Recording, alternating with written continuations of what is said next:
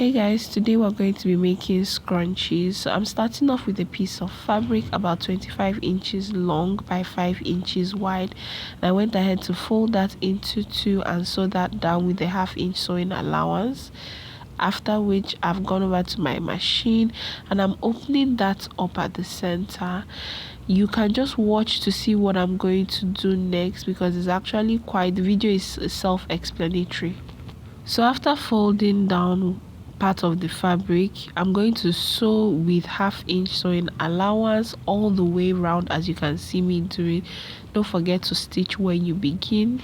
And as you can see, as I sew, I pull out more of the fabric, and you continue doing that all the way around till you get to about 1 inch away from where you started.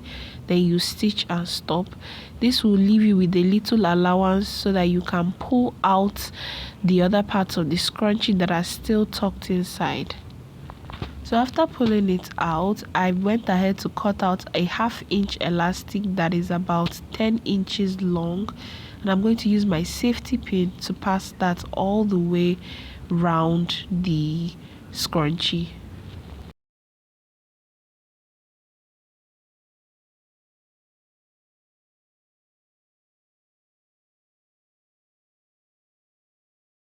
And after passing it all the way around, when you get to where you first started, just go ahead and bring out the elastic, and you can either choose to stitch the two ends of the elastic together.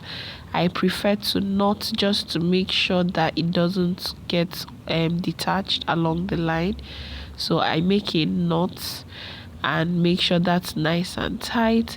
Then you can just adjust the scrunchie as you like. As you can see, it's already looking very beautiful.